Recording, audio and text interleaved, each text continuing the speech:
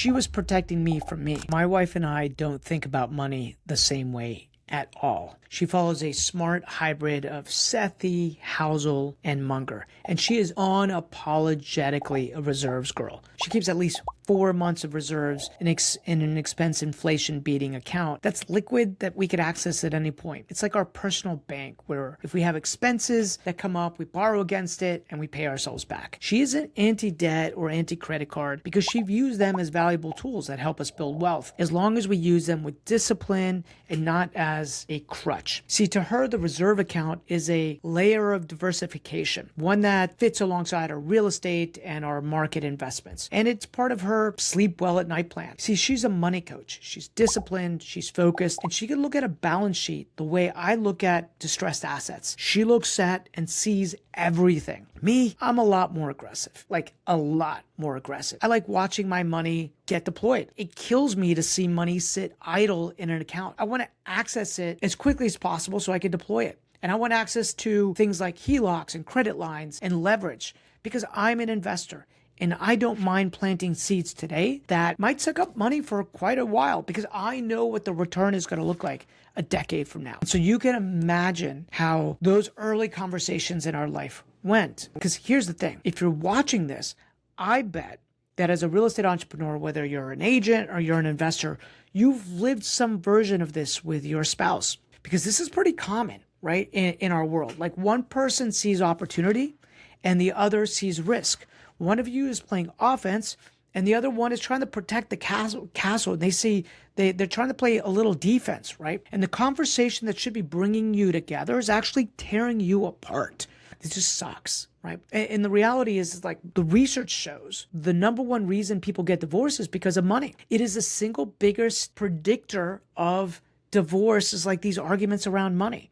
It's not kids. It's not like the in-laws. These fights that happen, regardless whether it's a rich person or a poor person or what their net worth is, the research is clear. It has less to do with the money because it really never was about the money. It has everything to do about what the money means to the other person. See, the research shows that families that think about this and talk about money together actually grow together. See, one person, money could mean security, and to the other person, money means freedom. And that's what it is for my wife and I. Like, I'm not wrong. She's not wrong. These are just our operating systems that were literally installed in us years ago, like when we were little kids, because we saw mom and dad and how they were operating with money.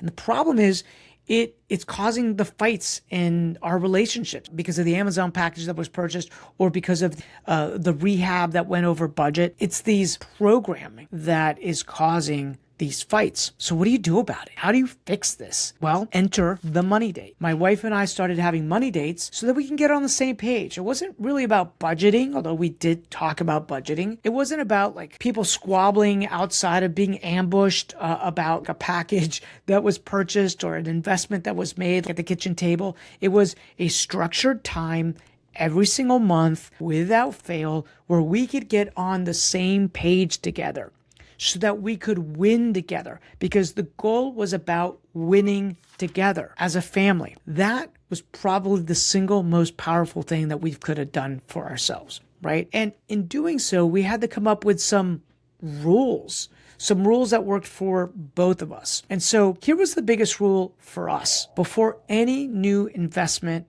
or large expense was made, we had to keep at least 4 months of reserves in our account, period. That made her feel good. Although it killed me, I got to be honest with you, it killed me to see that money just sitting in that account being eaten by inflation. But it was our partnership together. Call it a compromise, but it was our partnership that allowed us to be able to work through this together. I'm like, okay, I just had to put in my brain that those 4 months of reserves was really zero, right? I just ignore it, put it into another account. But it made her sleep well at night. And then it allowed me to be able to go do all of the investments that I wanted to do because we had ample reserves. See, that was the power of the rule. And this wasn't about like any one person instilling control over the other. It was like, how do we compromise and come together? Here's what I learned about our relationship. She was protecting me from me. Her discipline has saved us more times than I can tell you.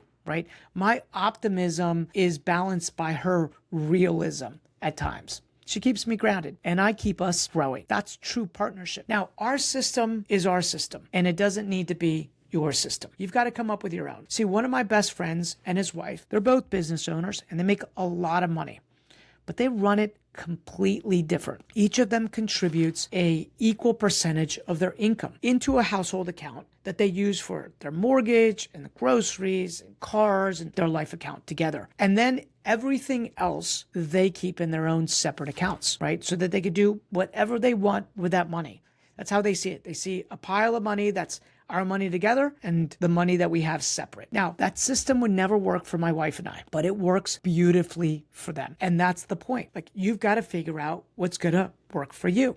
See, research kind of backs this up. Roughly 2/3 of couples pull everything into a pot and the rest separate it out. They run a hybrid model, some shared individual model, and that's okay. Interestingly, a 2-year study at the Indiana University found that couples who merged their finances maintain their relationship better than those that kept them separate. Again, your rules are your rules. Whatever works for you works for you, but you need to come up with rules. And you need to be able to talk about money on a scheduled time frame, not in a crisis. A money date happens monthly. Minimum. Here's the second thing. You write the rules in a way when you're calm, when you guys are having like a clear head, when you're actually thinking about helping each other move ahead as a family. It doesn't happen with any single deal or any single expense. You have to be on the same page together. Okay, 3, you're going to assign lanes based on strengths and not based on ego. In our house, my wife owns the defense. I own the offense. Those are our natural personalities anyways. Neither of us plays any other's position, and we both respect the lane that the other is playing. So here's the play. If money is a source of tension in your house, it is for so many different people, then you probably need a money date. And I'm going to encourage you to execute this play. Put something in the calendar today and tell your significant other, hey, we're going to have a money date and we're going to go through some questions. And here are some of the questions that we're going to go through to start with. Number 1, what does money mean to you? And what are you afraid of? This isn't about spreadsheets. This isn't about like money. This is about curiosity. What does money mean to the other person? And you might discover the person that is holding you back has been protecting the empire you've been building your entire life. That was the feeling I had. I felt like she was holding me back, but the reality was that she was protecting me all along. I want you guys to come together and write your own rules. Have your family formula. It won't look like ours. It'll be yours. One that you could take into the next decade so that you guys can build wealth together.